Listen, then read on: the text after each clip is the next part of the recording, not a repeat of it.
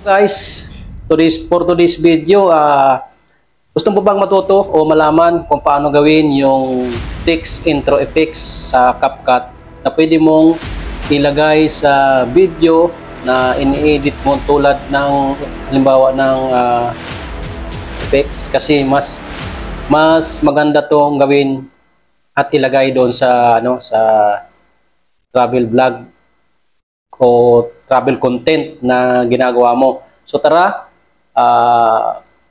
samahan mo ako, gawin natin para matuto ka rin kung paano gawin.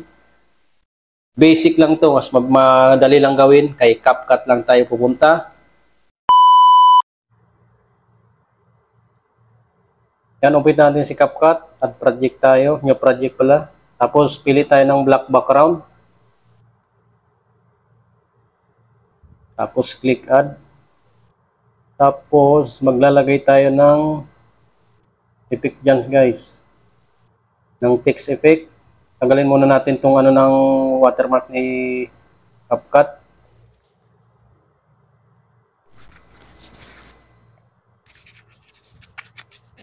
Tapos guys, maglalagay tayo ng text. So ito yung linagay ko kasi ito yung sa yung content, Jeda Ride. Tapos adjust lang yung laki guys nung yung text, i-adjust lang. Tapos pipili tayo ulit ng bold letter diyan guys. Pili na lang kayo kung ano diyan yung gusto nyo. Kung halimbawa nag-edit na kayo, kayo na lang. Ayan, marami diyang bold letters. Dapat bold letters guys kasi siya, kitang-kita yung background sa likod. Malalaman nyo mamaya kung bakit bold letters yung dapat ilagay. Tapos adjust guys yung haba. Maglalagay pa tayo niya ng intro effects diyan sa text. So click lang yung animation. Tapos click yung in animation. So yan, marami pagpipilian, lalo na kung naka-subscribe kayo kay CapCut. Antok si host. So yan, pili ng mas maganda kung ano yung pasok sa iyong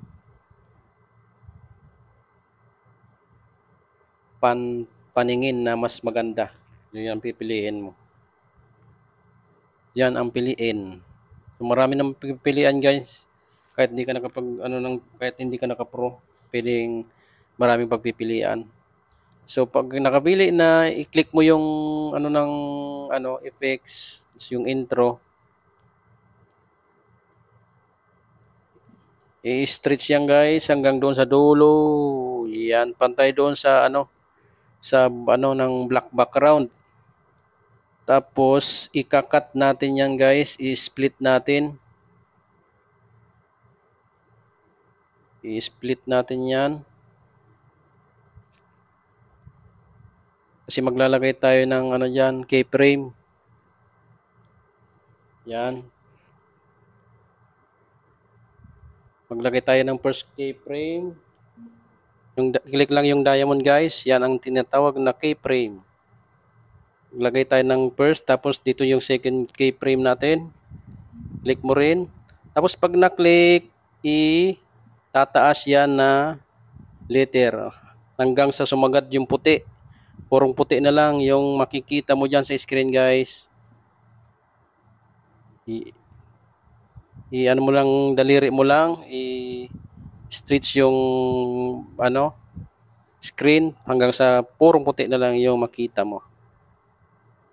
Yan. Yan na guys, makita nyo na yung purong puti na lang. Tapos save. I-save natin guys. Hindi pa tayo tapos, may gagawin pa tayo dyan. Balik ulit tayo dito, yung project ulit. I-add yung yung clips na gusto nyong ilagay na background. Bahala kayo kung anong gusto nyo. Huwag lang siya. Dahil wala na kayo. So ito yung maging background ko guys, itong ano na to, itong video na to.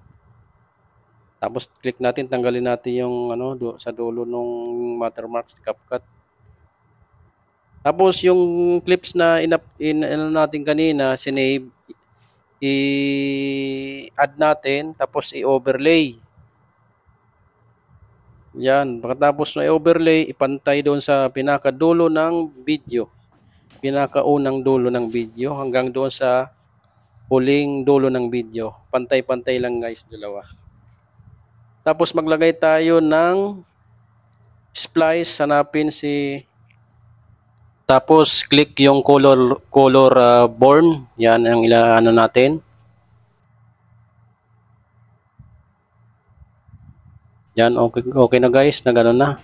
Yan, kung makikita nyo, dapat purong puti. Bakit sinabing purong puti kanina? Kasi paglabas nung pinakahuling ng keyframe, lalabas na yung video niya, ganyan guys. Yan, kaya sinasabi kong dapat purong puti yung anong screen kanina, yung doon sa letter hanggang purong puti siya. Kasi lalabas yung pinaka ng video katapos nung huling letter na niya. Yan, mapapansin nyo guys, yan yan, lumabas na kaagad yung video na gusto mong o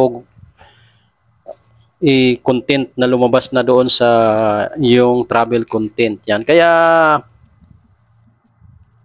tapos mag-add na tayo niyan guys ng sound effects, cinematic intro. Type nyo lang cinematic intro, marami nang lalabas dyan. Pili na lang kayo kung ano yung gusto nyong ilagay. Marami naman dyan guys. I-play nyo muna bago nyo i-add para malaman nyo na kung pasok ba sa inyong, kung pasok pa doon sa ini-edit nyo na na content ko.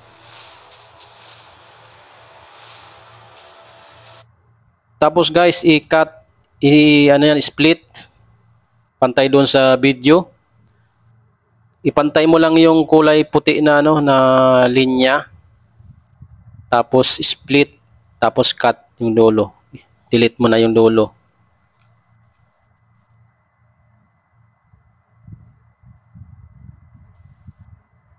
Tapos maglalagay pa tayo dyan ng parang outro niya rin. Di ba may kinat tayo kanina doon guys sa video? May kinat tayo. Yung in-split pala, yung in-split nating lalagyan natin ng ng glitch. Depende sa inyo kung ano yung gusto nyong ilagay. So ako ang ginagay ko is glitch. Pili lang diyan, marami naman diyan guys na na pagpipilian. Para bago siya magtapos siya glitch na siya, tapos parang mayroon pang effects tayong ilalagay diyan guys. Yung click mo lang yung video na yan, yung pinakadulo ng video, maglalagay pa tayo ng diyan, ng last effects niya. Click mo lang yan, tapos effect, yung pinakadulo ng video, click, tapos effect, ang pinili ko pala yan guys, out animation, kasi doon may nakita akong mas maganda doon. Click mo lang yan, ayan, may click mo yung out animation. Yan parang yung pinatay na yung TV, yung nag-brown out na pinamatay yung TV. Yan. Kaya yung ginawa kong out animation dito sa video na to. So, depende sa inyo guys kung anong gusto nyong gawing sa out animation. Marami nang mapagpipilian niya kay CapCut eh. So, ito na yung guys, yung niya, yung natapos na ng video. Ito na yung after after editing. Yan na guys, yung lumabas sa video. Yan. Tapos, pwede nang i-save sa cellphone mo. Ganyan lang guys kadali ang pag-i-edit dito sa CapCut.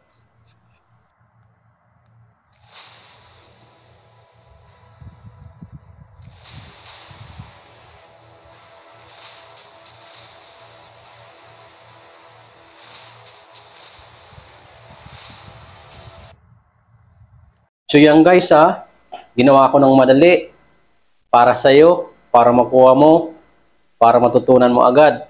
Pero kung hindi pa, may kasunod pa yan. Marami pa tayong kasunod na video editing content na i-upload. Yan, see you on my next video. Paki-like na rin guys kung nagustuhan mo yung videos na ito. Tapos comment na rin.